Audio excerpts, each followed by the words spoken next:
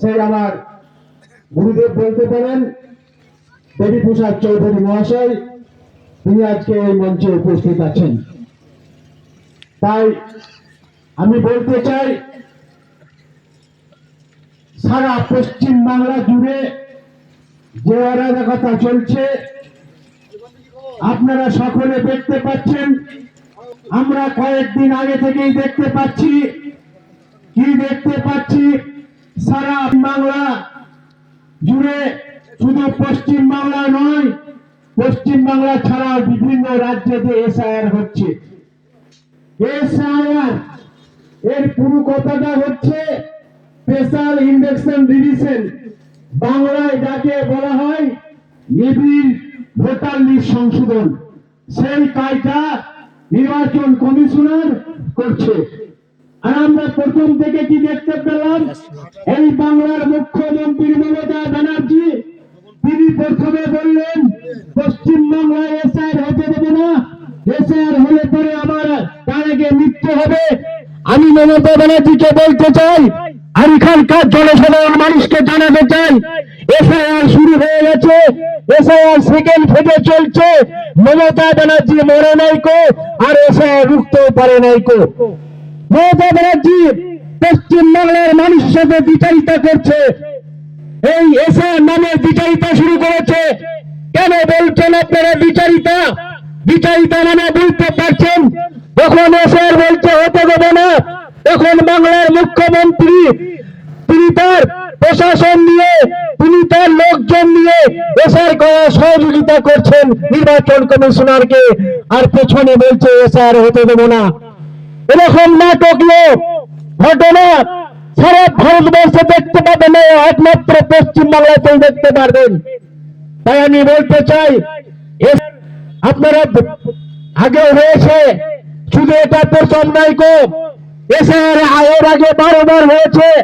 যখন বিজেপি সরকার ছিল কেন্দ্রে তখন 11 বার হয়েছে।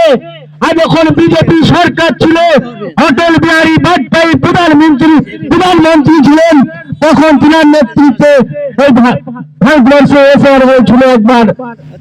তাই হচ্ছে 13 বারে পড়েছে পশ্চিম বাংলা এবং বিভিন্ন রাজ্যের এসআইআর প্রক্রিয়া। তাই এসআইআর করতে গিয়ে বিভিন্ন জায়গার আমরা কি দেখতে পেলাম? এরা বিএলওর দায়িত্ব নিয়েছে, তাদের এখানকার শাসক দলের নেতারা বিভিন্নভাবে চাপ সৃষ্টি করছে, তাদের ভীত সন্ত্রস্ত করছে।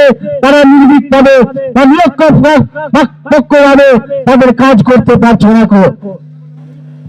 অনেকে দেখলাম যে আমরা দেখতে পাচ্ছিলাম যে তার ফলে এই যে বিএলও যারা কাজ করছিলেন তাদের অনেকের অসুবিধার মধ্যে পড়ছিল। তারা শুধু যারা বিজেপির আছে বিএলও 2 তাদেরও বিএলওদের কাছে যেতে দিচ্ছে না।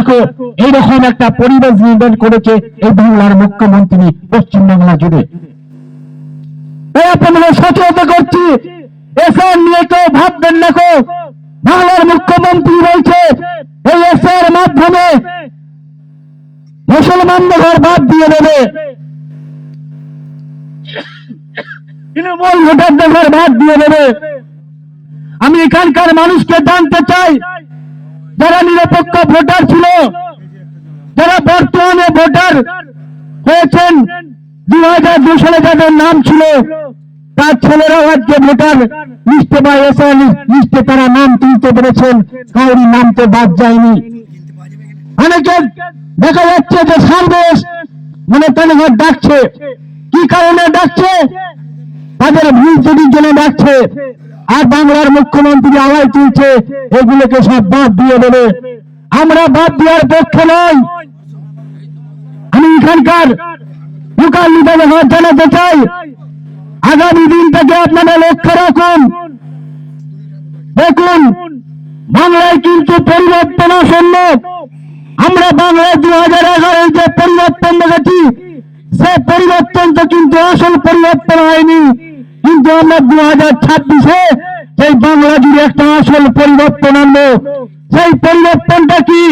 বাংলার বুথ দখল হবে না, আপনার গণতান্ত্রিক ভাবে যে যে ভোটার আছেন আপনি সেই ভোটার লিস্ট থেকে আপনি নিজের ভোটটা নিজে দিতে পাবেন।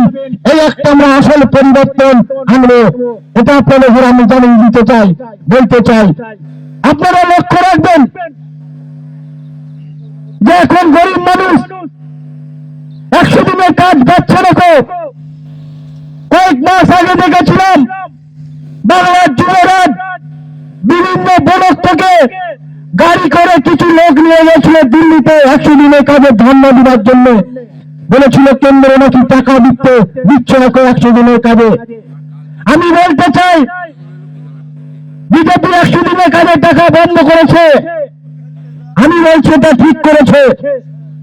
আপনি 100 দিনের কাজের টাকা নেবেন, গরিব মানুষ 100 দিনের কাজ পাবে না গো। আপনি যদি এখানকার তার নামে 50টা 60টা হাজিরি উঠবে, তার স্ত্রীর নামে 50টা হাজিরি উঠবে, আর তাদের অ্যাকাউন্টে টাকা যাবে। এই পরিবর্তনটা আমরা আনতে চাই। বাংলায় 2026-এ পরিবর্তন হবে, আর এখানকার গরিব মানুষ 100 দিনের কাজ পাবে, আর সেই গরিব মানুষের অ্যাকাউন্টে আমরা সরাসরি 100 দিনের কাজের টাকা দেবো। এই পরিবর্তনটা আমরা আনবো। আর কি পরিবর্তন আনতে চাই? আপনারা দেখছেন কয়েক মাস ধরে শিক্ষা দুর্নীতি, বিভিন্ন জায়গার নেতা দিয়ে তারা পরীক্ষা দিয়ে চাকরি পেয়েছে। আর কি দেখলাম, তার সঙ্গে বিভিন্ন ব্লক থেকে তৃণমূল নেতারা, এমএলএরা লক্ষ লক্ষ টাকা নিয়ে সাদা খাতা জমা দিয়ে তারা আজকে চাকরি পেয়েছে। তাই বলে না অসৎ স্বর্গে স্বর্গ বাস আর অসৎ স্বর্গে নরক বাস। তাই যারা আজকে মেধা নিয়ে চাকরি পেয়েছিল তারা ওই অসতের সাথে ঢুকিয়ে দিয়ে আজকে তাদের চাকরিটায় চলে যাচ্ছে। আমরা এর পরিবর্তন আনতে চাই। তাই আমি বলতে চাই আগামী দিনে যারা এই শিক্ষিত সমাজ, শিক্ষিত বেকাররা যারা আছেন, আপনারা মেধা দিয়ে পরীক্ষা দিয়ে চাকরি পাবেন, এই একটা আমরা পরিবর্তন আনতে চাই। কোন নেতা ধরতে হবে না, কোন কাউকে ধরতে হবে না, এর পরিবর্তন আমরা আনবো। এটা আপনাদের ঘরে আমরা বলে যেতে চাই। তাই আমি বলতে চাই আর শুধু চাকরি দিয়ে তো এই পশ্চিম বাংলাতে যে আপনি যে দিয়ে পাবেন তার আশা আপনার কাছে নেই। আমরা কয়েক মাস ধরে দেখছি আজকে হাইকোর্ট থেকে সুপ্রিম কোর্ট পর্যন্ত আজকে বিয়ের জন্য লড়াই করছে, তারা আজকে বিয়ে পাচ্ছে না, রাস্তায় ধর্ণা দিয়ে বসে আছে। তাই তারা আজকে বিয়ে যেন পায়, সেটাই তার জন্য আমরা আজকে দাবি করছি। আর এই বিয়ে কয়েকদিনের মধ্যে এই বিয়ে মামলার অবসান ঘটবে। আপনারা দেখবেন, আপনারা লক্ষ্য রাখবেন যে যারা ডিএ পাচ্ছে না ডিএ তারা পাবে। এটা আমরা এখান থেকে মঞ্চ থেকে বলে যেতে চাই। আমি কালকে দেখছিলাম মিডিয়া খুলে, আমি হঠাৎ দেখছি আইপ্যাকের কর্ণধার প্রতীক জৈন, তার বাড়িতে ইডি হানা চলছে। ইডি হানা মানে আপনারা এর আগেও দেখেছেন, শুধু পশ্চিম বাংলা নয়, দেখেছেন বিহার, দেখেছেন ঝাড়খণ্ড, দেখেছেন বিভিন্ন জায়গায় ইডির হানা হয়েছে। আর আমরা কি দেখতে পেলাম, বাংলার মুখ্যমন্ত্রী, যিনি মুখ্যমন্ত্রী নয় তিনি পুলিশ মন্ত্রী, পুলিশ মন্ত্রী নয় তিনি সংখ্যালঘুর উন্নয়ন মন্ত্রী, তিনি সংখ্যালঘুর উন্নয়ন মন্ত্রী নয়, তিনি সমবায় কৃষি মন্ত্রী। একাশ 12টা মন্ত্রিত্ব নিয়ে বসে রয়েছে বাংলার মমতা ব্যানার্জি। তাই তিনাকে আমি প্রশ্ন করতে চাই, তিনি পুলিশ মন্ত্রী ক্ষমতা দেখিয়ে ইডিকে ধাক্কা দিয়ে কেন্দ্র বাহিনীকে তর্ক বিতর্ক করে প্রতীক জৈনের ঘর থেকে ফাইল চুরি করে চোরের মতো ছুটছে। আশ্চর্য হয়ে যায়। বাংলার মানুষ সতর্ক হন, জাগুন। এই তৃণমূল থাকলে পারে আপনারা দেখতে পাচ্ছেন তার ভাইপো চুরি করেছে বাংলার টাকা, আর তার বৌমা চুরি করেছে বাংলার সোনা, আর এই বাংলার মুখ্যমন্ত্রী এখন চুরি করছে বিভিন্ন নথি। তাই আপনারা খুব সাবধান থাকুন। হয়তো এই সরকার থাকলে আপনাদের জমি দলিলটাও হয়তো কোনদিন চুরি করে নিয়ে যাবে এই তৃণমূলের নেতারা। তার থেকে সতর্ক থাকুন, আপনারা জাগুন। আমি বলতে চাই, আমরা যখন কোথাও মাঠে ফুটবল খেলা হয় তাহলে দুটো দলের 11 জন করে প্লেয়ার খেলে আর মাঠের চারিদিকে দর্শক খেলা দেখে। তাই তারা ভাবছেন তৃণমূলকে তাড়াবো, তারা ভাবছেন তৃণমূলকে উচিত শিক্ষা দেবো, বিজেপিকে 2026-এ ক্ষমতায় আনবো। তারা ওই ফুটবল খেলার দর্শকের মতো আমাদের কাছে আসুন, মাঠে বসে আমাদের বক্তব্য শুনুন, আমাদের কথা শুনুন। আমি বলবো না বিজেপিকে ভোট দেবেন, আগামী দিনে আপনার মনে রাখতে হবে যে এই মেয়েটা স্কুল থেকে ফিরে আসছে, সুরক্ষিতভাবে ফিরে আসতে পারবে কিনা এই কথাটার বলে আপনি যখন ভোট দিতে যাবেন সেই বুতামটা আপনি তার উপর নির্ভর করে আপনি টিপবেন। আপনাকে বাংলার সেই পরিবর্তন ঘটাতে হবে। আপনার বাড়িতে স্ত্রী আছেন, আপনি বাইরে আছেন, আপনার স্ত্রী যে বাজারে আছে সুষ্ঠুভাবে বাজার করে ফিরে যেতে পারবেন, এই নিরাপত্তাটা আমরা সঠিকভাবে দিতে চাই। এটা আপনাকে মাথায় রাখতে হবে। বাংলার তৃণমূল সরকার এটা দিতে ব্যর্থ। তাই আমি আরো কিছু বক্তব্য দীর্ঘস্থায়িত্ব করবো না। যদি বিশদ মহাশয় আছেন প্লিজ দীর্ঘ বক্তব্য রাখবেন। সারা পশ্চিম বাংলায় আজকে আমরা কি দেখতে পাচ্ছি, শিক্ষা থেকে স্বাস্থ্য ব্যবস্থা ভেঙে পড়েছে। যখন নাকি কোনো জিনিস ভেঙে পড়ে তখন তার চিহ্ন বোঝা যায়। আমরা গরিব মানুষের ছেলেপিলেরা আজকে দেখছি বিভিন্ন প্রায় 5,000-এর মতো স্কুল বন্ধ হয়ে গেছে শুধু শিক্ষকের জন্য। সেই স্কুলে মাস্টার নেই, ছাত্ররা শিক্ষা পাচ্ছে না গো। আর এই এলাকার বিভিন্ন তৃণমূলের নেতারা তারা প্রাইভেট স্কুলে তাদের ছেলেমেয়েরা পড়াচ্ছে, আর ভবিষ্যৎটা নষ্ট হচ্ছে আমাদের মতো খেটে খাওয়া দিনমজুর ছেলেদের। এটাকে আপনাদের লক্ষ্য রাখতে হবে। শিক্ষা হচ্ছে মানুষের মেরুদণ্ড, শিক্ষা অনেক চেতনা। তাই আমি বলতে চাই এখানকার বুদ্ধিজীবী শান্তিপ্রিয় মানুষকে এই বাংলার পরিবর্তন ঘটাতেই হবে। আর আমি এখান থেকে বলেছি বাংলার পরিবর্তন কিন্তু আসন্ন। আপনারা শুধু ময়দানে নামুন, প্রতিবাদ করুন, সামনে আমরা থাকবো, এইটা আমরা আপনাদের আমি বলে যেতে চাই। এই এলাকায় দেখেছি এখানকার এমএলএ আর পঞ্চায়েত সমিতির যিনি সভাপতি আছেন, এখানকার এমএলএ যিনি সিদ্দিকুল্লাহ চৌধুরী সাহেব আছেন। কয়েকদিন আগে আমি মিডিয়ায় দেখছিলাম সিদ্দিকুল্লাহ চৌধুরী কি বলছেন, এখানে যিনি পঞ্চায়েত সমিতির সভাপতি আছেন তিনাকে তুলাবাজ বলছে, তিনাকে গুন্ডা বলছে। আর এখানকার পঞ্চায়েত সমিতির সভাপতি কি বলছে যে তিনি মেমারিপিএর সভাপতির কাছে তিনি সভাপতি করার জন্য 20 লক্ষ টাকা ঘুষ নিয়েছে। একথা বিজেপি বলছে না কো, একথা কে বলছে? এখানকার নির্বাচিত এমএলএ বলছেন। আর এমএলএর বিপক্ষে এখানকার নির্বাচিত পঞ্চায়েত সমিতির সভাপতি বলছে, এখানে কোনো বিজেপি বলছে না কো। আর সেই নথি দিয়েছেন বর্ধমানের এসপি কে, এসডিকে তদন্ত করার জন্য। তাই আপনারা জেগে উঠুন, এলাকার মানুষ এখন নিরপেক্ষ তদন্ত চান। এই তদন্ত হোক যে তিনি ওই এত টাকা পয়সার মালিক কি করে হলো। আপনাদের ভাবতে হবে, আপনাদের চিন্তা করতে হবে। আমি দেখেছি মেমারিতে থেকে ডাইহাট পর্যন্ত একটা রেল প্রকল্প শিলান্যাস ফিতে কেটে গিয়েছিল, উদ্বোধন করে গিয়েছিল। তখনকার রেলমন্ত্রী ছিল মুকুল রায়। মেমারি স্টেশনে সেই রেল প্রকল্পের আজ পর্যন্ত জায়গা অধিগ্রহণ করতে পারে না এই বাংলার মুখ্যমন্ত্রী। তার জন্য 500 কোটি টাকা এসে পড়ে রয়েছে। আপনারা চাইবেন না কো মেমারি থেকে ডাইহাট পর্যন্ত একটা রেল লাইন হোক, আমাদের যাতায়াতের সুবিধা হোক, এই কথাটা আপনাদের সামনে আমরা জানাতে চাই। তাই আপনারা 26-এ যদি বিজেপি নিশ্চিত ক্ষমতায় আসবে আর এই প্রকল্পগুলো আমরা নিজের হাতে করব, এটা আমরা দায়িত্ব নিয়ে বলছি। আমরা দায়িত্ব নিয়ে আপনাদের ঘরে বলে যাচ্ছি। তাই বাংলায় পরিবর্তন আনতেই হবে। স্বাস্থ্যসাথী, আমি আগেই বলছিলাম যে স্বাস্থ্যসাথী নিয়ে, স্বাস্থ্য ব্যবস্থা নিয়ে, তাই এখানে বাংলার মুখ্যমন্ত্রী একটা স্বাস্থ্যসাথী চালু করেছে। বলছে বিভিন্ন অপারেশন করতে গেলে এই স্বাস্থ্যসাথীর সাথে সাহায্য পাওয়া যায়।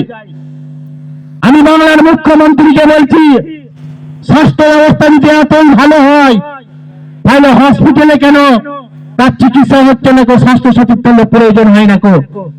আমরা হসপিটালে চিকিৎসা করতে গেলে স্বাস্থ্যসাথী কার্ড চাইছে, আর সেই স্বাস্থ্যসাথী কার্ড থেকে আবার বাংলার মুখ্যমন্ত্রী কার্ড বানিয়ে খাচ্ছে। এটাকে আপনাকে চিন্তা করতে হবে। এই এলাকার মানুষকে একটা ভালো ডাক্তার দেখাতে গেলে তাকে ব্যাঙ্গালোর কি চেন্নাই যেতে হচ্ছে। বর্ধমানে দেওয়ার মতো জায়গায়, কলকাতার মতো জায়গায় ভরসা পাচ্ছে না। আমাদের লাখ লাখ টাকা দিয়ে চিকিৎসা করতে যেতে হচ্ছে বাইরে। তাই বাংলায় এই স্বাস্থ্যের সাথী বা এই স্বাস্থ্যের আমরা পরিবর্তন আনতে চাই। আগামী দিনে 2026-এ বিজেপির ক্ষমতা হবে, এর পরিবর্তন আমরা আনবই। আর পাড়ায় পাড়ায় মা বোনেদের বলছেন লক্ষ্মীর ভান্ডার দিচ্ছি আমরা, মায়েদের ভীতি সন্ত্রস্ত করছে যে বিজেপি ক্ষমতায় এলে লক্ষ্মীর ভান্ডার বন্ধ হয়ে যাবে। আমি বলতে চাই সেই সব বন্ধ কর, লক্ষ্মীর ভান্ডার তো বন্ধ হবেই না। আপনারা বিভিন্ন রাজ্যে দেখতে পাচ্ছেন, বিহার, ঝাড়খণ্ড, মহারাষ্ট্র, সেখানে বিজেপির সরকার আছে। শুধু সেই রাজ্যে নয়, আরো 21টা রাজ্যে বিজেপির সরকার আছে। সেসব জায়গায় বিজেপি 3000 করে মেয়েদের সাহায্য করছে। তাই পশ্চিমবাংলায় বিজেপি ক্ষমতা এলে আমরা মহিলাদের 3000 করে টাকা দেবো, সাহায্য করব। এটা আপনাদের আমরা জানাতে চাই, এর পরিবর্তন আনতে চাই। বাংলায় যে পরিবর্তন হচ্ছে, আসল পরিবর্তন হয়নি। এখানকার অনেক মানুষ আছে, এখানে একটা অন্যায় হয় তার প্রতিবাদ করতে পারে না। শিক্ষিত মানুষ সে মনে মনে প্রতিবাদ না করে মুখটা হাট করে রাস্তা দিয়ে চলে যায়। তার প্রতিবাদ করার ইয়েটাকেই তৃণমূল সরকার, তৃণমূলের নেতারা নষ্ট করে দিয়েছে। একটা সম্মানীয় ব্যক্তি তিনি প্রতিবাদ করতে যায়, প্রথমে তার গায়ে হাত তুলে যায় তৃণমূলের নেতারা। তিনি তার সম্মান নিয়ে বাড়িতে চলে আসেন। তাই এই পরিবর্তন আনতে চাই। আপনারা ভাবুন, আপনারা চিন্তা করুন, বাংলার কিন্তু এই আসল পরিবর্তনটা আনতে হবে। আমরা কি দেখেছি, এখানকার কোন বিজেপি কোন তৃণমূলকে মারে নেই। এই জামনা অঞ্চলে এক সময় দেখেছি এই বামনের বাজারে মারপিট হয়েছে। কারা মেরেছে? তৃণমূলের লোক তৃণমূলকে মারছে। আর সেই লোক কারা? দুদিকেই দেখা যাচ্ছে মুসলিম, এদিকেও মুসলিম, এদিকেও মুসলিম। আমি বিভিন্ন জায়গায় বলি, আমি একটা মুসলিম ছেলে বলতে আমার লজ্জা লাগে। ভোটের সময় ভোট করাবে কে? মুসলমানরা। মার খাবে কে? মুসলমানরা। বোম মারবে কে? মুসলমানরা। আর মুসলমানদের উন্নয়ন কোথায়? বাংলার মুখ্যমন্ত্রী বলেছিল পশ্চিমবাংলায় 10,000 মাদ্রাসা দেবে, 235টা মাদ্রাসা হয়েছে। সেই মাদ্রাসায় যারা সার্ভিস করছে তারা আজকে ঠিক মতো বেতনটাও পাচ্ছে না। বাংলার মুখ্যমন্ত্রী সংখ্যালঘুদের উপর বিচারিতা করছে। এটা আমাদের বলতে দুঃখ কোথায়? মুসলমানদের উন্নয়ন আমি দেখতে পাচ্ছি না। শুধু আমি বিজেপি করি বলে আমি বলছি তা নয়। দিনার জেলে যিনি ছিলেন, আজকে বর্তমানে তিনি একটা পার্টি উদ্বোধন করেছে, জেইবি, জনতা উন্নয়ন পার্টি, মুর্শিদাবাদের হুমায়ুন কবির। তিনি বলছেন, আমরা বলবো তিনি এখনো তৃণমূলের বলে আছেন। বিজেপি বলে নাই কো। তাই আমি বলতে চাই, মুসলমানদের বড় উন্নয়ন দেখতে চাই না, মুসলমানদের খুনিতে উন্নয়ন দেখতে চাই না, মুসলমানদের শিক্ষায় উন্নয়ন চাই, মুসলমানদের খাদ্যের উন্নয়ন চাই, মুসলমানদের এই উন্নয়নটা আমরা চাই, প্রকৃতি উন্নয়ন হোক। আমি একটা রাষ্ট্রবাদী মুসলমান ছেলে, বিভিন্ন জায়গায় বিজেপির কথা বলি। আপনারা জানেন, হয়তো শুনেছেন, দেখেন নেই কো, আমার উপরে অনেকবার অত্যাচারিত হয়েছে। আমার বাড়িতে এসছেন প্রাক্তন কেন্দ্রীয় সংসদ দেশে সালিম আলিয়া, বর্তমান লোকসভায় যিনি যে বুথে সব থেকে ঝামেলা হয়েছিল, দিলীপ ঘোষ পেয়েছিল, সেই বুথটা আমার। এইখানে আমি বলে যেতে চাই, আর এখানকার যারা তৃণমূলের খুচরো নেতা আছে, আপনারা সাবধান হয়ে যান। আমি বলতে চাই, আপনারা ডাক দিয়েছিলেন যে পরিবর্তন হবে, কিন্তু আসলে পরিবর্তন হয় নাই। আপনারা বলেছিলেন বদল বদল চাই, তাই আমরা বলছি 2026-এ পরিবর্তন হবে। আর শুধু বদল নয়, আমরা বদল হবে আর বদলও হবে, এই দুটোই আমরা করে দেখাবো বাংলায়। আপনারা সাবধান হন। বুঝতে পেরেছেন আপনাদের মুখ্যমন্ত্রী কি নির্ণয় দেখতে পাচ্ছেন। আপনারা হয়তো দেখেছেন, আজকে তারা টিভি আছে বাড়িতে বসে, কালকের ঘটনা নিয়ে দিল্লি স্বরাষ্ট্র দপ্তরের সামনে এখানকার কয়েকটা বিধায়ক ধর্ণা দিয়ে বসে আছে। আর বাংলার চটি চটা পুলিশ নেই দিল্লিতে। বাংলার পুলিশ 5 মিনিট টাইম নিয়েছে, আর 5 মিনিটের মতো লড়ে গেলে পরে বলেছে পেছন গরম করে দেবো, খাট ধাক্কা দিয়ে ধোয়ারে তুলে নিয়ে গেছে। আর এখানকার পুলিশ প্রশাসন কি তৃণমূলের নেতাদের